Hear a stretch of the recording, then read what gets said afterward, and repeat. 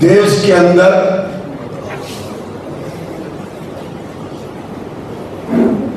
जो इमरजेंसी लगा, आपातकाल लगा,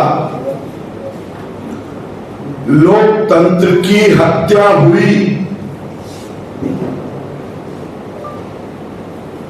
आज जो इस सदन की इस हॉल में है, देश के अंदर अभी जो जनसंख्या है 50 साल के नीचे की जनसंख्या लगभग 105 करोड़ से ऊपर है। देश को, आज की युवा पीढ़ी को यह जानना जरूरी है कि भारत की लोकतंत्र सबसे पुरानी लोकतंत्र, हमारे रग रग में लिच्छवी गणराज्य को सब लोग जानते हैं। ये इंदिरा जी जब से प्रधानमंत्री बनी,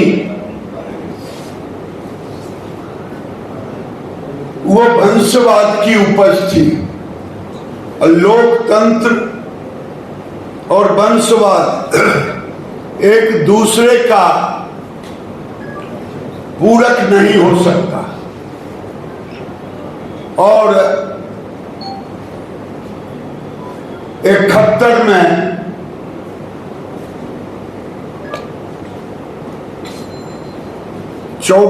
चौबीस अप्रैल 1971 में राजनारायण जी के, इंदिरा जी के खिलाफ चुनाव में धोखाधड़ी का आरोप लगाते हुए उन्होंने केस दर्ज किया था, जिसका परिणाम 12 जून 1975 को आज का प्रयागराज, उस समय का इलाहाबाद उच्च न्यायालय का फैसला इंदिरा जी के खिलाफ आया। देश के अंदर गुजरात से आंदोलन शुरू हो चुका था। वो आंदोलन चुनाव के रिजल्ट आने के पहले, हाईकोर्ट के रिजल्ट के पहले, और वो आज का झारखंड, बिहार, उस समय का बिहार में वो आंदोलन गुजरात से आ चुका था। लेकिन उसी बीच ये फैसले भी आए।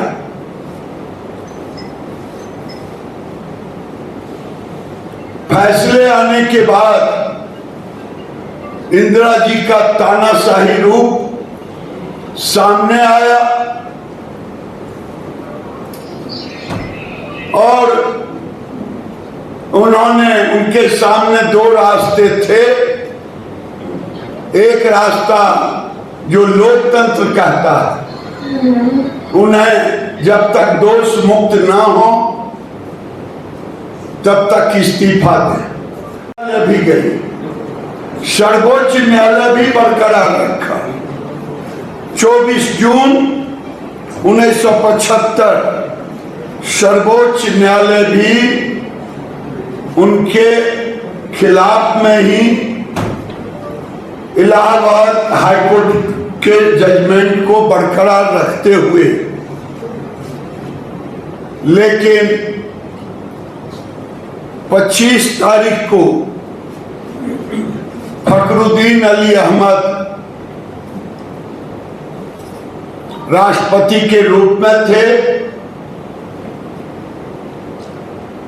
उन्होंने आपातकाल लगाया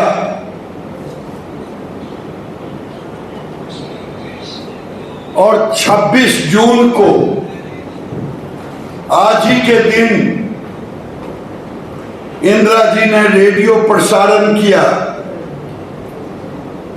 प्रसारण ही नहीं किया बल्कि तब तक लाखों लोगों को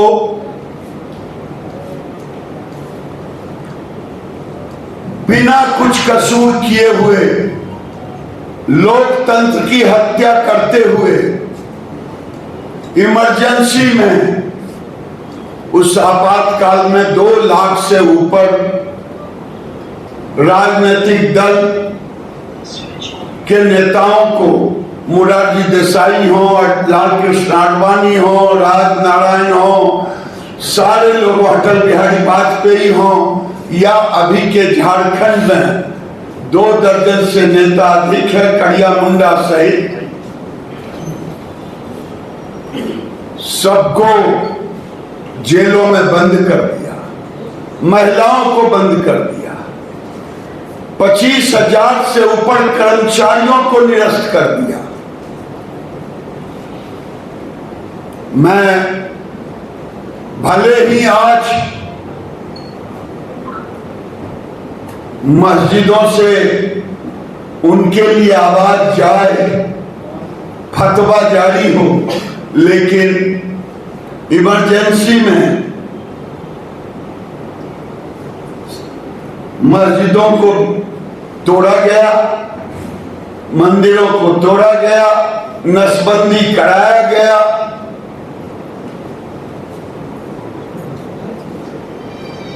और लगभग 77,000 लोग विस्थापित हुए मस्जिदों के कारण। आज जो लोकतंत्र की दुहाई राहुल गांधी दे रहे हैं, एक किताब लेकर के, आज लोकतंत्र को रौंदने वाली पार्टी, जो आज का जनरेशन है, जो आज का नौजवान है, उसको जानना जरूरी है, क्योंकि लोकतंत्र है तभी ये 50 वर्ष हो चुके, 50 ये सबके लोगों हैं। मैं गिन रहा था 50 लोग, लेकिन उस समय लोगों तो नहीं था, लेकिन कलम था। कलम बंद करना पड़ा, और मैं इंडियन एक्सप्रेस और जनसत्ता और गोयनका जी सारे लोगों को बधाई देता हूं कि उन्होंने लोकतंत्र की लड़ाई, जो 4 स्तंभ है, चारों स्तंभ को उन्होंने रौंद दिया।